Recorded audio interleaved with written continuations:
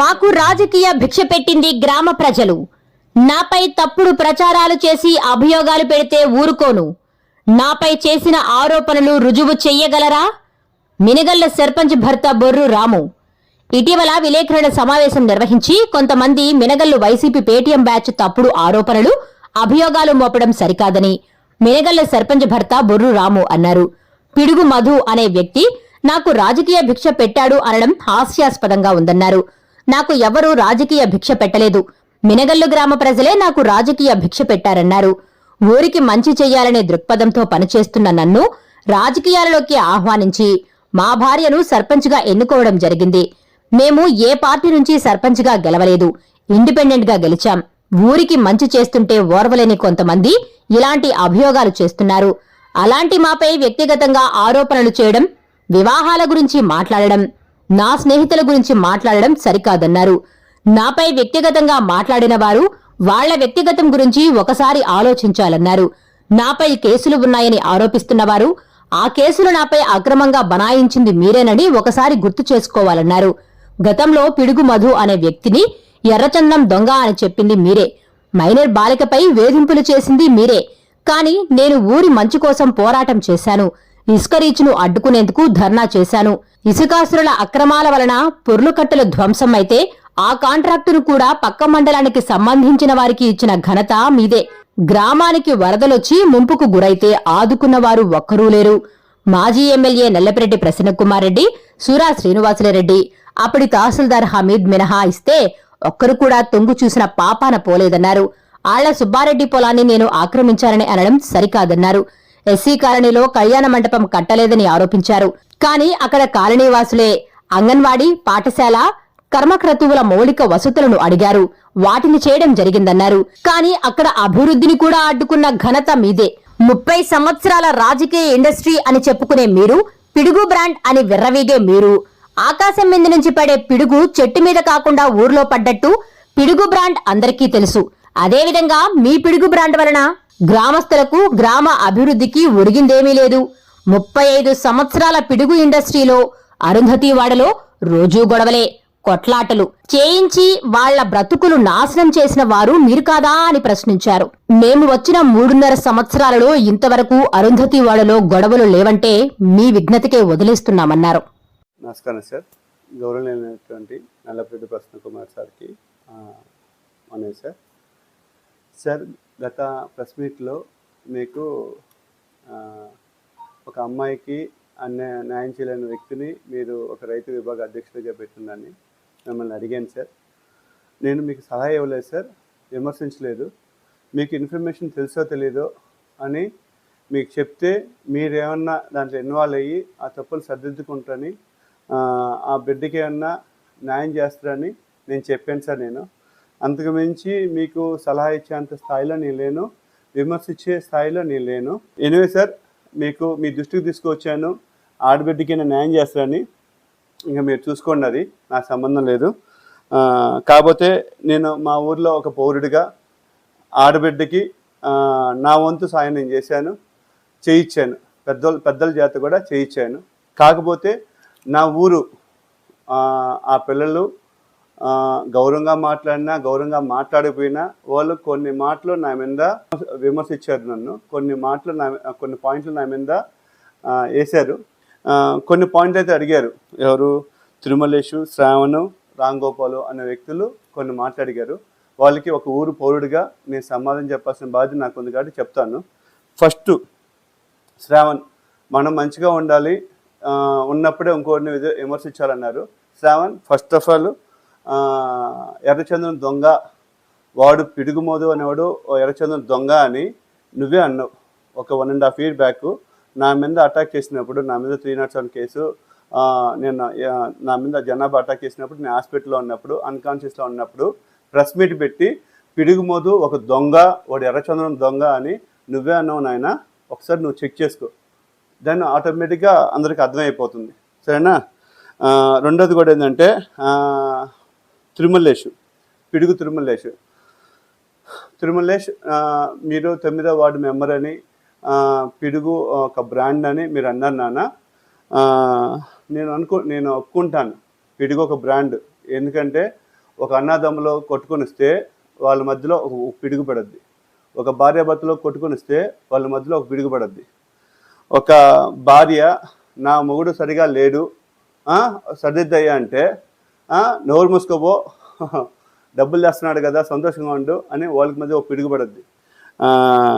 నీ కాంపౌండ్లోకి ఎవరు వచ్చినా కూడా ఈ 35 సంవత్సరాల ఇండస్ట్రీ అన్నావు కదా నాన్న, మెనగలలో 35 సంవత్సరాల ఇండస్ట్రీ అన్నావు కదా, నీ కాంపౌండ్లోకి వచ్చి ఎన్ని కుటుంబాలు ఐపీఎల్ పెట్టి దివాలా తీసిండ్రో ఒకసారి నువ్వు చెక్ చేసుకున్నా. నేను చెప్పలేదు, అది ఊరు మొత్తం చెప్పొద్దు. అది వేలు తిరుమలేష్ నువ్వు నా పెళ్లి గురించి చెప్తావు, ఓకేనా? నీకు నీ పెళ్లి కాకపోతే నీకు పెళ్ళిని చూసారు చేశారు అంటున్నారు. అది నాకు పెళ్లి చేసింది, నాకు మా అమ్మ నాన్న ఉన్నారు నాన్న, నా మిస్సెస్కి కూడా అమ్మ నాన్న ఉన్నారు. వాళ్ళు వెల్ రిప్యుటేషన్ ఫ్యామిలీలో ఉన్నారు, మేము ఒక వెల్ రిప్యుటేషన్ ఫ్యామిలీలో ఉన్నాము. బేసికల్గా పిల్లనిచ్చేటప్పుడు ఎవరైతే మాట్లాడతారో వాళ్ళని చూసి ఎవరు పెళ్ళేవారు నాన్న, ఫ్యామిలీ బ్యాక్గ్రౌండ్ని ఫ్యామిలీ స్టేటస్ని చూసి పిల్లనిస్తారు, ఓకేనా? దేవుడి వల్ల ఏదో నాకు వచ్చి పెళ్లి చేశారు. కాకపోతే మా పెదమ్మ ఎవరైతే మీ నాన్నమ్మ ఉన్నారు కదా, ఆమె మాట్లాడి చేసింది మా పెదమ్మ, ఓకేనా? ఇప్పటికీ నేను మా భార్యాభర్తలు ఇద్దరమే మా పెదమ్మకి రుణపడి ఉంటాం, ఓకేనా? మమ్మల్ని కలిపింది కాబట్టి. కాకపోతే ఆ పెదమ్మ గురించి కూడా మీకు చెప్పాలి. ఎవరైతే పంచాయతీ ఎలక్షన్ల ముందర పంచాయతీ నాయకుడి కాడికి వెళ్ళి, అయ్యా నా కొడుకు నా బంగారం మొత్తం తీసుకున్నారు, అయ్యా నా కొడుకు నా పెద్ద కొడుకు సంబంధించిన పొలాలకు సంబంధించిన డాక్యుమెంట్లు తీసుకొని ఇవ్వటం లేదు, ఇబ్బంది పెడుతున్నాడు, డివైడ్ చేసినా కూడా కొట్టాడు అని చెప్పున్నారో ఆ పెదమ్మ, దానికి తోడు నువ్వు కూడా పోయి ఉన్నావు నాన్న ఆ రోజు, ఓకేనా? ఒక్కసారి నువ్వు రిపీట్ చేసుకో, బ్రాండ్ ఏదో నీకే తెలిసిపోద్ది. పిడుగు అనేది లాజిక్ నాన్న. నా పెళ్లి గురించి మాట్లాడాను కాబట్టి నీ పెళ్లి గురించి కూడా మాట్లాడతాను. నీ పెళ్లి రోజు అందరికి తెలుసు, ఓకేనా? అది రిసెప్షన్ పెట్టి అన్నీ చేసుకున్నావు. ఈరోజు ఏ డేటా చెక్ చేసుకున్నావు, ఓకేనా? నువ్వు చేసుకున్న అమ్మాయికి నీ పెళ్లి రోజున ఎంత వయసు ఉంది? అమ్మాయి మైనర్.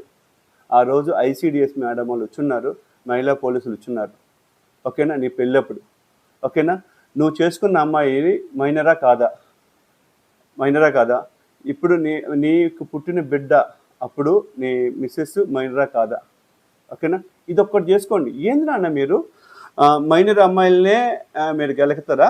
మీకు ఇదే బ్రాండ్ నైనా, నువ్వు కానీ మీ తమ్ముడు కానీ వాళ్ళ మట్టుకు వాళ్ళకి అన్యాయం జరిగినా కూడా కృష్ణారావు అంట కూర్చోవాలి, మీ జోలికి రాకూడదు. మీ జోలికి వస్తే ఎవరైతే మైనర్ అమ్మాయికి ఇబ్బంది కలిగిండ్రో వాళ్ళ నాన్నగారికి నువ్వే ఫోన్ చేసావు నాన్న, ఏది మీ అంతు చూస్తా, మీ సంగతి చూస్తా అని. నువ్వు చేసావా లేదా? ప్రెస్ మీట్ పెట్టిన రోజు, లాస్ట్ ప్రెస్ మీట్ పెట్టిన రోజు తర్వాత రోజు నువ్వు ఆ మైనర్ బాలిక నాన్నకి ఫోన్ చేసి బెదిరించావా లేదా? ప్రతి బిల్డింగ్ ఏదన్నా ఉన్న బిల్డింగ్ కూర్చడానికి పోయినప్పుడు, శిథిలావస్థలో ఉన్నప్పుడు, దాని జోలికి పోయేటప్పుడు, సార్ అక్కడ Nallapureddy Srinivasareddy sir, okay, Nallapureddy Prasanna Kumar sir కాకుండా నల్లపురెడ్డి శ్రీనివాస సార్ పేరే వచ్చింది, ఓకేనా? ఆ తర్వాత డెవలప్మెంట్లో మీరు కానీ పోలరెడ్డి సార్ కానీ వచ్చినారు, ఓకేనా? మీకంత విలువ ఉంది సార్. ఇటువంటి వాళ్ళు మైనర్ బాలికల మీద ఇబ్బంది పెట్టేవాళ్ళు, తల్లిని కాలుతో తన్నేవాళ్ళు వీళ్ళు సార్ మనకు కావాల్సింది. నేను సలహాలు ఇవ్వటం లేదు సార్, విమర్శించడం లేదు, జస్ట్ ఫర్ ఇన్ఫర్మేషన్ మాత్రం పాస్ చేస్తున్నాను. నాకు అంత స్థాయిగోలు లేదు. రామ్ గోపాల్ చిన్న, నువ్వు మాట్లాడిన మాట వాడు గీడు అని మాట్లాడావు కదమ్మా, అదొక్కటి తప్పిస్తే వాడు చీటరు, వాడు తప్పిస్తే నువ్వు మాట్లాడిన మాట గత 3 సంవత్సరాల నుంచి ఊర్లో మీ పిడుగు బ్యాచ్ క్రియేట్ చేసిన రూమర్స్కి సమాధానం ఇవ్వాల్సిన బాధ్యత నాది. కాకపోతే నువ్వు వేసిన ప్రతి ఒక్క అలిగేషన్ని నువ్వు ప్రూవ్ చేయాలమ్మా, ఓకేనా? ప్రూవ్ చేయాలి, గుర్తుపెట్టుకోండి. తర్వాత లాస్ట్లో దాని గురించి చెప్తానమ్మా. అర్జునవాడ కళ్యాణ మండపం కట్టిస్తానన్నారు. ఎస్, అర్జునవాడలో కమ్యూనిటీ హాల్లో అది శిథిలావస్థలో ఉండింది, దాన్ని క్లీన్ చేసి అక్కడ 4 మండపం కట్టిస్తే అందరూ కూర్చోడానికి బాగున్నదని అనుకున్నాం, అందరూ పెద్దల సాయంతో చేసాం ఆ రోజు. కాకపోతే అక్కడ అదేం చేసినానికి అదన్నా క్లీన్ కూడా చేశానమ్మా. నేను క్లీన్ కూడా కట్టించాలని ఉద్దేశంతో క్లీన్ కూడా చేశాను. ఆ తర్వాత అక్కడ అంగన్వాడీ స్కూల్, దానికంటే ముందర అంగన్వాడీ స్కూల్లోకి వెళ్ళే పిల్లలు దానికి కాంపౌండ్ వాళ్ళు లేకపోవటం వల్ల, దానికి సరైన ఫెసిలిటీస్ లేకపోవటం వల్ల ముందర ఈ పని చేద్దామని ఆ అంగన్వాడీ స్కూల్కి దానికి ఫెన్సింగ్ వేయించి అక్కడ బాత్రూమ్ కట్టించి నీట్గా లోపల పోవడానికి ఆ పిల్లలకి ఏం కావాలో అన్నీ సమకూర్చి పెట్టాను. కాకపోతే ఏం జరిగిందమ్మా, అక్కడ వేసిన ఫెన్సింగ్ని 2 సార్లు తోసేశారు. మీరే కదా అక్కడ మీ ఏరియాలో 2 సార్లు తోసేశారు. ఎవరు పట్టించుకోలేదు. అడిగితే ఏమన్నారమ్మా, మాకు గొడవలు వస్తామా మేము చెప్పమన్నారు. నిజంగా అక్కడ నేను మీ ఏరియాలో ఉన్న పిల్లల కోసంగా నేను కట్టిస్తే మీరు దాన్ని పడదూసినప్పుడు మీరు రెస్పాన్సిబుల్ తీసుకోవాలి. మీరు తీసుకోలేనప్పుడు మరి నేను ఎలా రెస్పాన్స్ తీసుకుంటానమ్మా? నిజంగా చాలా బాధతో వచ్చానమ్మా. నేను ఈ పిల్లల గురించి నేను ఇంత ఆలోచించి నేను చేస్తున్నప్పుడు ఇంత జరిగితే ఎవరు పట్టించుకోలేదని చాలా బాధతో వచ్చేసానమ్మా. నెక్స్ట్ 2వ పాయింట్ ఏంటంటే, హర్జన్ వాళ్ళలో మా అక్కడ ఎంపీపీ స్కూల్లో పక్కన సెమీ ఫినిష్డ్ స్కూల్ ఒకటి ఉంది. అది కంప్లీట్ కాకపోవడం వల్ల స్ట్రెంత్ అంతా ఒకటే దగ్గర కూర్చొని ఇరుక్కుగా ఉండి, మళ్ళీ ఆ స్కూల్ పక్కనే మురిగ్గా ఆ కట్టం చెట్లు అన్నీ ఉంటే ఆ కట్టం చెట్లు అన్నీ తీసి రోడ్డు కూడా కొంచెం ఎక్స్టెన్షన్ చేసి అక్కడ చెత్త అంతా క్లీన్ చేసి అక్కడ ఫెన్సింగ్ వేయించాను. మళ్ళీ సెమీ ఫినిష్డ్గా ఉన్న స్కూల్ని ఫినిష్ చేసి కలెక్టర్ గారి చేత ఓపెనింగ్ చేయించాను. కలెక్టర్ గారి చేత ఓపెనింగ్ చేయించే ముందర ఆ స్కూల్ వెనకాల ఉన్న డ్రైనేజ్ కూడా క్లీన్ చేయించాను. ఆ పైన దెబ్బ గుంటలు ఉంటే అది కూడా క్లీన్ చేసి అక్కడ ఇసుక తోలిచ్చి టెంకాయ చెట్లు వేసి అక్కడ పిల్లలు ఆడుకునేటట్టుగా, పిల్లలు గ్రౌండ్ చేసుకునేటట్టుగా నేను రెడీ చేసి అంత సుందరంగా చేసి నేను పెడితే దాని పరిస్థితి ఇప్పుడు ఏం తెలుసమ్మా, ఆ టెంకాయ చెట్లు మొత్తం బాగా బతికిన పెద్దగా ఉన్నాయి. నేను వేసిన దానికి ప్రూఫ్. కాకపోతే అక్కడ ఇసుకేస్తున్నాం కదా, అక్కడ మీరు అందరూ చెత్తలు పోసారు. పిల్లలు ఆడుకునే దగ్గర చెత్తలు పోస్తే ఎంత దౌర్భాగ్యం అదే. అక్కడ ఉండే పిల్లలు ఎవరమ్మా? మన పిల్లలే కదా, మన పిల్లలే కదా చదువుకునేది. అక్కడ చెత్త పోయిచ్చా, అక్కడ దెబ్బకుంట్లు పోయిచ్చా? నాకు బాధేదా? డబ్బులు ఖర్చు పెట్టి చేసేవాడికి నాకు బాధేదా? మీరు ఎవరన్నా మాట్లాడారమ్మా? ఆ రోజు మీరు ఎవరైనా వచ్చి రే ఇది ఎందుకురా ఇక్కడ చేస్తున్నారు, ఇక్కడ పిల్లలు ఉన్నారని మీరు మాట్లాడలేదా? నాలాంటి మిడిల్ క్లాస్ ఫ్యామిలీలో అది చేసుకుంటుంటే నాకు అవమానం అమ్మా. ఓకేనా? నువ్వు ఈ ప్రెస్ మీట్ పెట్టక ముందే అక్కడ మీరు కర్మకారణలు చేసుకునే దగ్గర కట్టం చెట్లు అవన్నీ ఉంటే జెండా చెట్టు కాడి నుంచి అక్కడకు కర్మకారణలు చేసుకున్న ప్లేస్ కాడికి మళ్ళా ఆ ప్లేస్ నుంచి మీరు హర్జన్వాడకు పోయేదానికి కట్టం చెట్లన్నీ క్లీన్ చేయించినా లేదమ్మా? మళ్ళీ ఇక్కడ రూమ్ కట్టి షెల్టర్ వేసి మీకు కూర్చోడానికి మళ్ళీ కర్మకాండలు వేసుకునే దగ్గర ఒక అరుగు కట్టించి మీకు చేస్తానని అక్కడ పెద్దలందరికీ చెప్పానమ్మా. అదే ప్లాన్లో ఉన్నా. ఈవెన్ కర్మకాండలు వేసుకునే దగ్గర కూడా ఒక అరుగు కట్టించి దాని పక్కనే షవర్లు, స్నానాలు చేయడానికి కూడా, కాళ్ళలో మునగడానికి కాకుండా షవర్లు వేసేదానికి చేస్తానని చెప్పున్నానమ్మా. ఆల్రెడీ క్లీన్ చేసి పెట్టున్నాను. ఒకసారి మీరు చూడకపోతే ఒకసారి చూడండి. పెద్దవాళ్ళకి ఏం చెప్పానో కూడా పెద్దవాళ్ళని అడగండి అమ్మా. నేను మాట ఇచ్చి తప్పేవాడిని కాదమ్మా. ఓకేనా? అప్పు చేసైనా సరే కడతాను. ఓకేనా? పంచాయతీ డబ్బులు లేకపోయినా అప్పు చేసైనా సరే నేను కట్టుకుంటాను. ఎందుకంటే నన్ను నమ్మి ఆ రోజు నాకు ఓట్లు వేశారమ్మా. నేను మాట తప్పను. నెక్స్ట్ రవితేజ, మీరు ఇంకొక అలిగేషన్ వేశారమ్మా. రవితేజ అనే అబ్బాయి, కళ్ళు లేని అబ్బాయి దగ్గర నేను ఒక 50 లక్షలు ఆ అబ్బాయి కింద పని చేస్తా ఆ అబ్బాయికి నుంచి ఒక 50 లక్షలు ఎత్తుకు వచ్చినా అన్నారు.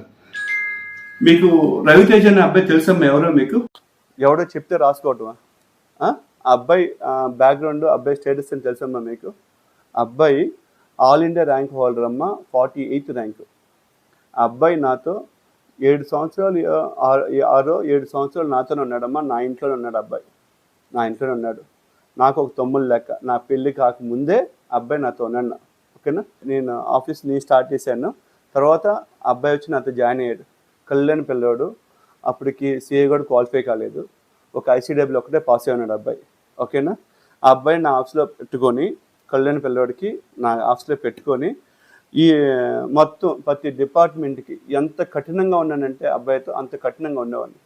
ఒక పిల్లోడు నా పిల్లోడికి ఇచ్చి ఒక ఫైల్ ఇచ్చి ఈ ఫైల్ నువ్వు అడిగిపోయి చెక్ చేసుకొని నువ్వు అప్రూవల్ చేసుకురావాలని చెప్పాను. ఒక కంపెనీ ఇన్కార్పొరేషన్ కానీ, ఒక సోల్ ప్రొప్రైటర్ రిజిస్ట్రేషన్ కానీ, పార్ట్నర్షిప్ ఫామ్ కానీ, company whatnot professional tax registration కానీ, ప్రతి ఒక్క రిజిస్ట్రేషన్కి, ప్రతి ఒక్క GST ఆఫీస్కి కానీ ఆ అబ్బాయినే పంపించేవాడిని.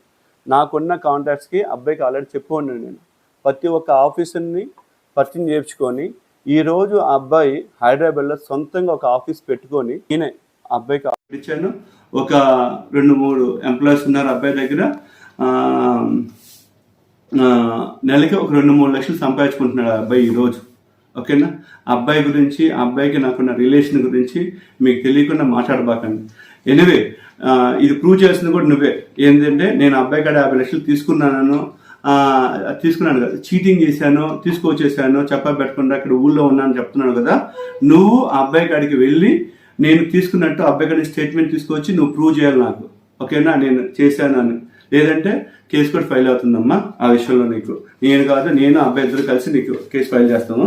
వెనుగల సేవా సమితిలో ఒక పాప మనీ కోసం ఫండ్ చేసిన పాప మనీ నేను వాడుకున్నాను, నేను ఇవ్వలేదు అని అంటున్నారు కదమ్మా. ఎస్, ఆ పాప వాళ్ళ నాన్నగారు చనిపోతే, పాప పేరు ఏం మెన్షన్ చేయదమ్మా, నాన్నగారు చనిపోతే ఆ పాప కోసంగా మేమందరం కలిసి ఒక 31,000 కలెక్ట్ చేసాం.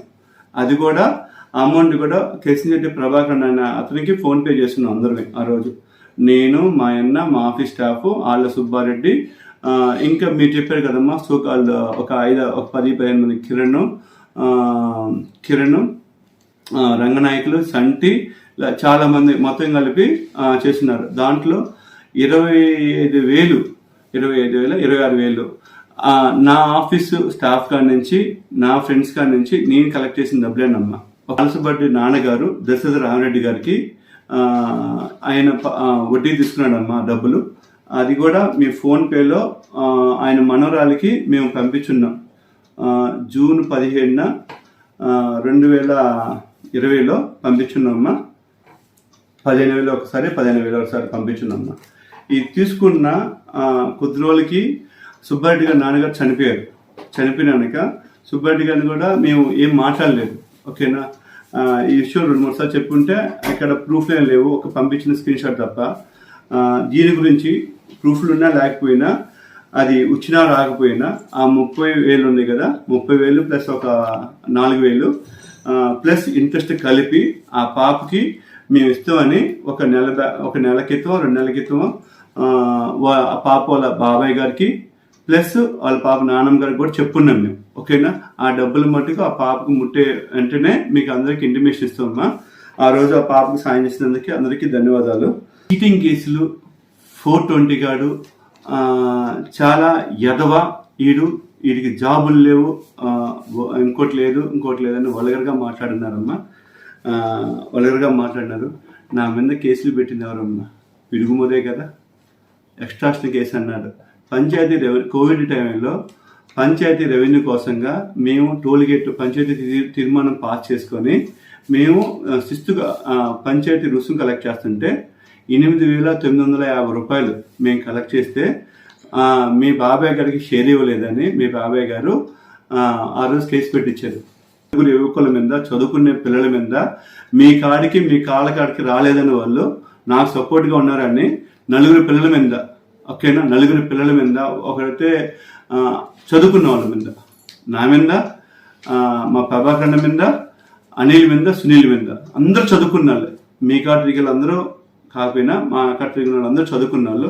వాళ్ళ మీద మీరు ఎక్స్ట్రాక్షన్ కేసు కడితే దాన్ని మీరు రాజీ చేయించిన అంటున్నారు కదమ్మా. మీరు చేయించలేదమ్మా, అది ఫాల్స్ కేసు అని జడ్జి గారు ఒక 2 సంవత్సరాలు 3 సంవత్సరాలు తిరిగినాక మొన్న రీసెంట్గా 6 months బ్యాక్ ఫాల్స్ కేసు అని జడ్జి గారే అక్కడ ఉన్న సాక్షులందరినీ విచారించి వాళ్ళందరూ మాకు సంబంధం లేదు, రామన్న మంచోడు అంటే అప్పుడు కొట్టేశారు. కేసు అన్నారు, షేక్ మస్తాన్ కేసులు అన్నారు. నా మీద ఉన్నది ఇప్పుడు ఉండేదమ్మా ఒకటి 307 కేసు. మీరు అంటున్నారు కదా 307 కేసు, ఆళ్ళ సుబ్బారెడ్డి నా మీద పెట్టిన కేసు అమ్మా. నెక్స్ట్ అనిల్ రెడ్డి అన్న, ఆయన బయట వాళ్ళతో తగులాడి నన్ను కూడా యాడ్ చేసి కేసు పెట్టారు. అది నేను ఇంట్లో నిరూపేవాడిని, నా మీద కూడా యాడ్ చేసి కేసు పెట్టారు. ఆ రోజు మా కోనన్న వీళ్ళందరూ ముందర సర్పంచ్ని బూతులు మాట్లాడితే వాళ్ళు తగులాడుకున్నాక వాళ్ళకి నేను సపోర్ట్ పోయిన దానికి ఆయన నా మీద కూడా కేసు. అదే టైంలో మేము పెట్టిన కేసు కూడా అక్కడే ఉంది సార్.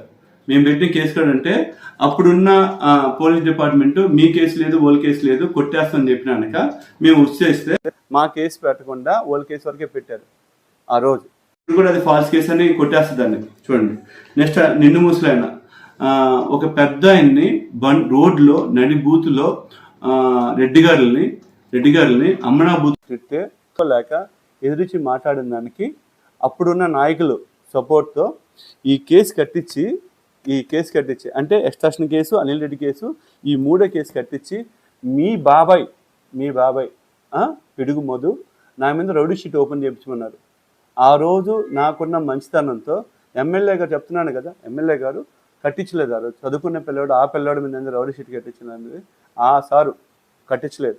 దానికి స్పెషల్ థ్యాంక్స్ వీరు చెప్తున్నా అప్పుడున్న పోలీస్ డిపార్ట్మెంట్. నేను తప్పు పట్టలేదు సార్, చెప్తున్నా. నువ్వు ఆయన వచ్చి కాళ్ళు పట్టించుకొని చేసిన అంటున్నారు కదా, కాదు. ఎమ్మెల్యే గారికి మీ బాబాయ్ రాలేదు. మీ బాబాయ్ ఎప్పుడన్నా కూడా నా మీద కేసులు పెట్టండి, లోపల కేసులు పెట్టండి, పిచ్చి కేసులన్నీ పెట్టించారు. అయినా కూడా నవ్వుతానే నిలబడ్డాను. ఏడుగు బ్రాండ్ అన్నారు కదా, వెరీ గుడ్ బ్రాండ్ అన్నది మనం చెప్పుకోకూడదు, ఊళ్ళో వాళ్ళు చెప్పాలా, మనం కాదు. అదంతా మాత్రం ఊళ్ళో అడిగితే రకరకాలుగా చెప్తారు. నేను రాజకీయాల్లో రాకముందు ఎవరైనా సరే ఊళ్ళో ఎవరైనా మాట్లాడితే 30 మంది పోయి వాళ్ళ మీద తొగులు పెట్టుకునేవాళ్ళు. నిజం అబద్ధమా? 30 మంది పోయి ఆళ్ళ సుబ్బారెడ్డి వాళ్ళ ఇంటికి పోయారు, సాకుల ఇంటి మీదకి పోయారు. ఆ సమీక్షలు తీసుకున్నాను, నెలమోవాలు తీసుకున్నాను, అన్నీ తీసుకున్నాను అని అంటున్నారు.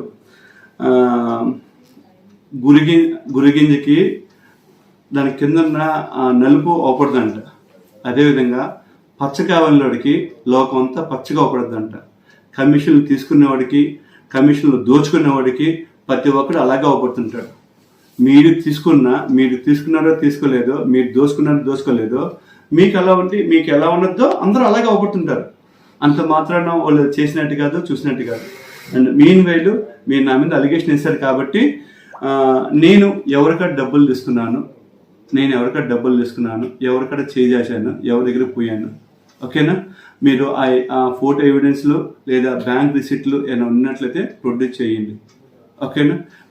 నేను నా మీద చేసిన ఏ అలిగేషన్లు అయినా కూడా మీరు ప్రూవ్ చేయగలిగినట్లయితే మీరు ఏ మాట చెప్పినా నేను దానికి కట్టుబడి ఉంటాను. 2 సార్లు ధర్నా చేశాను.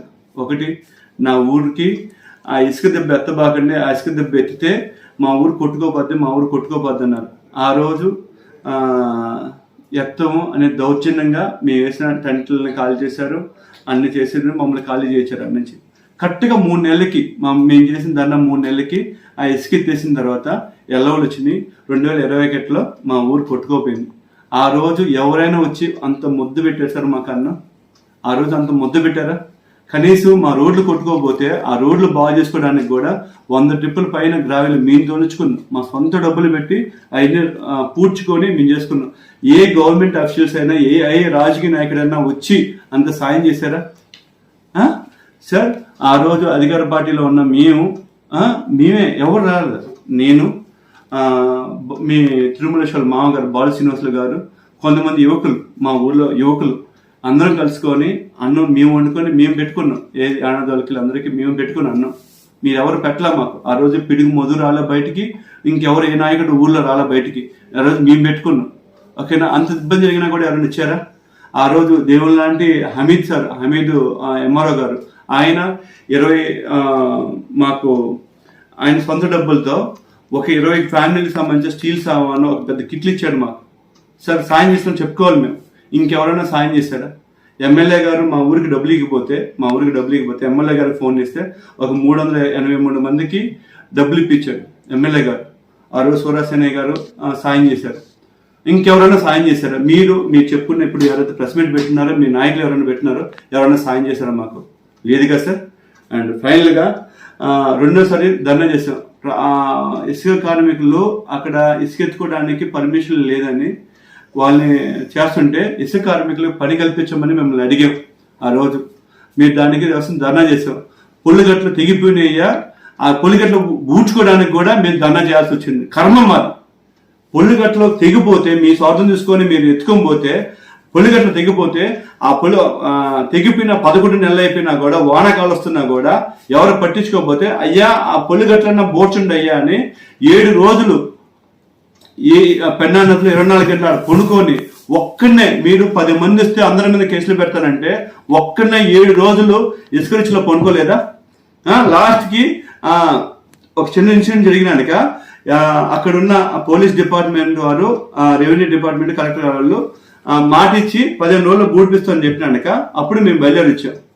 ఆ తర్వాత ఊళ్ళోకి ఫ్రీ ఇసుక ఇచ్చారు, ఊర్లోకి ఊరికి సంబంధించిన పొల్లిగట్లు బూడ్చారు. ఇటువంటి పనులు చేసి దీనికి అడ్డుపడిన దానికి ఈరోజు రామ్ గోపాల్ నువ్వు మాట్లాడిన మాటలు కానీ నిజంగా నా కుటుంబాన్ని, నాకు ఉన్న వాళ్ళని చాలా బాధ పెట్టింది రామ్ గోపాల్. అది కూడా నేను గమ్ముగా ఉంటాను, కానీ నువ్వు వేసిన నిందలు ఉన్నాయి కదా నాన్న, దాన్ని ప్రూవ్ చేసిన బాధ్యత నీది.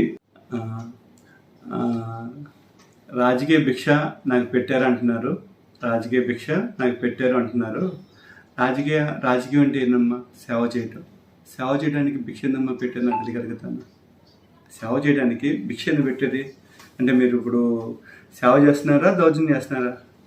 దౌర్జన్యం చేయాలంటే వారసత్వం కావాలి, సేవ చేయడానికి వారసత్వం అవసరం లేదు. ఓకేనా? మీరు రాజకీయ భిక్ష అంటున్నారు కదా. రాజకీయ భిక్ష అంటే నేను ఎమ్మెల్యే గారి ఇంటికి వెళ్ళినప్పుడు 25 కార్లు పెట్టి ఒక ర్యాలీగా నా సొంత డబ్బులు పెట్టుకొని వెళ్ళాను. కాకపోతే ఊర్లో నాయకుడిని వెనకే గుర్తని నిన్ను ముందర పెట్టి తీసుకెళ్ళాను, పిడుగు మోదానని ముందర పెట్టి తీసుకెళ్ళాను. ఆ రోజు ఫస్ట్ మేము వెళ్ళింది ఆదాల ప్రభాకర్ రెడ్డి సార్ గారికి కలిసి, తర్వాత ఎమ్మెల్యే గారి కాడికి వచ్చి కలిసాము. ఇప్పుడు భిక్ష ఎవరు పెట్టారయ్యా? నా డబ్బులు పెట్టుకొని నిన్ను తీసుకోపోయి నిన్ను ముందర పెట్టి నీకు విలువ ఇచ్చిన దానికి నువ్వు నాకు భిక్ష పెట్టినట్ట, మర్యాద ఇచ్చినట్ట, నువ్వు నాకు రాజకీయ భిక్ష పెట్టినట్ట. సరే, రాజకీయ భిక్ష అనేది ఎలా తెలుసా? ఒక పదవి ఇస్తానో లేదా ఒక స్థానం కల్పిస్తానో. నువ్వు ఏ రోజు నాకు అది ఇవ్వలేదే. ఓకేనా? నేను ఇండిపెండెంట్గా సర్పంచ్గా పోటీ చేశాను. ఎలక్షన్స్లో మన ఊరు నుంచి పాత మినగల నుంచి కొత్త మినగలపై ఓటు వేయాలంటే అది ఎండాకాలం, కాలు కాలితేనే సొంత డబ్బులు పెట్టి నేను వాళ్ళకి 5 కార్లు మాట్లాడి 5 కార్లు పంపించాను. ఓకేనా? మళ్ళీ వాళ్ళకి మజ్జిగ తాగడానికి మజ్జిగ ఏర్పాటు చేశాను నా సొంత డబ్బులతో. ఓకేనా? మీ డబ్బులు ఎవరితో కాదు, నా సొంత డబ్బులతో నేను పెట్టుకున్నాను. నెక్స్ట్ ఎలక్షన్స్ అయిపోయినాక ఎమ్మెల్యే గారిని మన ఊరికి తీసుకున్నప్పుడు ప్రతి ఖర్చు, ప్రతి రూపాయి నేను పెట్టి ఇంతవరకు నేను చెప్పుకోలేదు. నా చెప్పుకున్న మనస్తత్వం కూడా కాదు, ఇంతవరకు నేను ఎక్కడ చెప్పా, నేను పెట్టి ఆ పెట్టే భోజనాలు నీ ఇంటికాడ పెట్టించాను. ఎందుకు?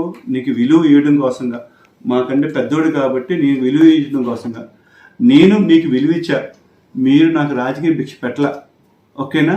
మీరు రాజకీయ భిక్ష పెట్టుంటే ఏంటంటే ఒక ఎమ్మెల్యేగా, అది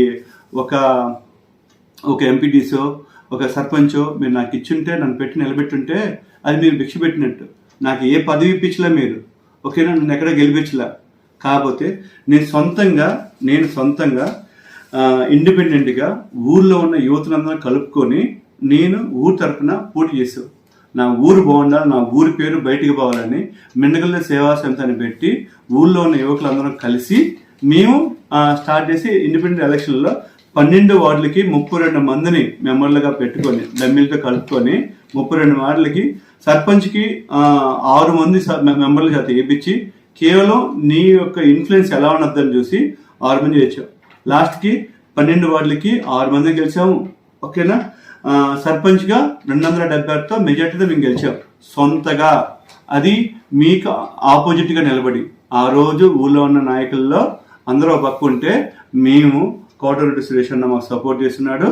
మేము కలిసి ఊళ్ళో అందరూ సపోర్ట్తో, ఇది ఎవరు కాదు, నాది కూడా కాదు, మా ఇంట్లో వాళ్ళు మాకున్న రెస్పెక్టు, అదేవిధంగా నేను చేసిన పనులు, దీనికన్నిటికంటే ముఖ్యం నా ఊర్లో ప్రజలు నాకు ఇచ్చిన విలువ, మా ఊర్లో ప్రజలకి నా మీద ఉన్న నమ్మకం. ఓకేనా? వీళ్ళందరూ నిలబడి చేర్చారు. ఇది నా వల్ల గెలిచింది కాదు, కేవలం మా ఊర్లో ప్రజలు నన్ను గెలిపించారు నా మీద ఉన్న నమ్మకంతో. అంతేగాని ఒకవేళ భిక్ష పెట్టిందంటే నా ఊరు ఉన్న ప్రతి మందికి, ప్రతి ఒక్కరికి నేను రుణపడి ఉంటా. మీ బాబాయ్ నాకు పెట్టల, మీ బాబాయ్ ప్రతిరోజు నన్ను నాశనం చేయడానికి ట్రై చేశాడు. అక్కడికి ఆయన నమ్మిన దానికి మా పొలాలని వేరే వాళ్ళని పంపించి అడ్డగిచ్చాడు. ఆ రోజు సూరాసేన గారు ఎమ్మెల్యే గారు నాకు సపోర్ట్ చేశారు, మాకు సాయం చేశారు. ఓకేనా? ఇప్పటికీ దానివల్ల మీ బాబాయి నన్ను ఎమ్మెల్యే కాడికి తీసుకుపోయి నా మీద కేసులు రాజీ చేసిన అంటున్నారు కదా, నా మీద 4 కేసులు అమ్మా, ఎక్స్ట్రాక్షన్ కేసు అది కొట్టేశారు, అది ఫాల్స్ కేసు అని. తర్వాత అనిల్ రెడ్డి కేసు అలాగే ఉంది, నిండు ముసలి కేసు అట్టే ఉంది. మొన్న సుబ్బట్టి నా మీద పెట్టాడు కదమ్మా కేసు, ఆ కేసు అలాగే ఉంది. ఓకేనా? ఇంకే కేసు కొట్టించారమ్మా నన్ను? ఓకేనా? అండ్ మీన్ వైల్గా ఇంకోటి కూడా అడుగుతానమ్మా, నేను రాజకీయాల్లో రాకముందు నేను గెలిచిన 6 నెలల దాకా మన ఊర్లో ఎన్ని కేసులు ఫైల్ అవుతున్నాయి వారానికి? నేను వచ్చి గెలిచిన 6 నెలల తర్వాత నుంచి ఇప్పుడు దాకా ఎన్ని కేసులు ఫైల్ అయ్యింది ఒక్కసారి చెక్ చేసుకో. ఊరు అభివృద్ధి చెందిందా లేదు తెలిసిపోద్ది. మీ వల్ల అభివృద్ధి వాళ్ళ రోజు తగ్గులే వాళ్ళని కొట్టడం, వీళ్ళు కొట్టడం, వాళ్ళు పిలిపించుకోవడం, డబ్బులు తీసుకోవడం, రోజు తగ్గులే. ఈరోజు అరుంధతి వాడ పీస్ఫుల్గా ఉంది. అది వాళ్ళు నిజాలు తెలుసుకున్నారు, ఎవరెంత మాత్రం తెలుసుకున్నారు, వాళ్ళు సొంతంగా వాళ్ళు వెళ్ళి పనులు చేసుకుంటున్నారు, హ్యాపీగా ఉన్నారు. ఓకేనా? హరిజనవాడ అస్సలు ప్రశాంతంగా ఉంది. ఓకేనా? ఎటువంటి కేసులు లేకుండా ఊరు ప్రశాంతంగా ఉంది. ఏ ఒక్కరిని చూసి భయపట్ల ఊరు ఈరోజు. ఒకప్పుడు మిమ్మల్ని చూసి ఊరు భయపడేది, ఈరోజు ఎవరిని చూసి భయపడలేదు. సార్ నేను ఎప్పుడు సక్సెస్ అవుతానంటే ఒక నాయకుడిని చొక్కా పట్టుకొని, రే నా పని చేయలేదు ఎవరా నువ్వు, ఈ సైట్ కాలు క్లీన్ చేయట్లేదు, ఏం లైట్లు లేదు, ఏం వాటర్ రావట్లేదు, ఎందుకు చేయట్లేదు ఈ పనులు అని అడిగినప్పుడే నాయకుడు గొప్పడు అవుతాడు. భయపడి అడిగితే కొత్తడు కావాలా, అడిగితే తిట్టడు కావాలా, అడిగితే చేస్తడు కావాలా, కేసులు పెట్టడు కావాలా అని అనుకుంటే వాడు నాయకుడు కాదు, వాడు రౌడీ. ఓకేనా? మనల్ని చూసి ప్రజలు భయపడుతున్నాడంటే వాడు నాయకుడు కాదు, వాడు రౌడీ అవుతాడు. ఓకేనా? మనల్ని ధైర్యంగా అడుగుతున్నాడంటే వాడు నాయకుడు అవుతాడు. ఇప్పుడు మీరు డిసైడ్ చేసుకోండి, ఎవరు నాయకుడా, ఎవరు రౌడీ అనేది. ఓకేనా? రౌడీ షీటు కట్టాలి అంటే మీ బాబాయ్ నన్ను తీసుకోపోయాడా? మీ బాబాయ్ ఎన్నిసార్లు ఎమ్మెల్యే సార్ చెప్పున్నారో ఒకసారి ఎమ్మెల్యే సార్ అడగండి, మన ప్రశ్న సార్ని అడగండి. ఓకేనా? నేను చెప్తున్నాను, మీరు ఆలోచించుకోండి. రాజకీయ భిక్ష నాకు ఎవరు పెట్టలేదు, నా ఊరు ప్రజలు తప్ప. ఓకేనా? నాకు సపోర్ట్ ఇచ్చింది కెరీర్ స్టార్టింగ్లో నాకు సపోర్ట్ ఇచ్చింది ఎమ్మెల్యే గారు ఇచ్చారు, సూర్యసేనాన్ని ఇచ్చాడు. తర్వాత వాళ్ళు కూడా నాకు దూరం చేసింది మీరే. తర్వాత ఈరోజు నేను నాకు నచ్చగా పార్టీ నుంచి రాజీనామా చేసి బయటకు వచ్చాను. అప్పుడు నేను ప్రశాంత్ మేడము, వేమిరెడ్డి సార్లు వాళ్ళ మీద ఉన్న అభిమానంతో, ప్రశాంత్ రెడ్డి మేడము, వేమిరెడ్డి ప్రభాకర్ రెడ్డి సార్ ఉన్న అభిమానంతో వాళ్ళు చేసే పనులకి ఆకర్షితులయ్యి, ఓకేనా, నేను నా మిస్సెస్ సర్పంచ్ గారు వెళ్ళి మేడాన్ని కలిసి వచ్చి రావడం జరిగింది. ఓకేనా? మేము పలానా అని బ్లేమ్ చేయట్లేదు. ఓకేనా?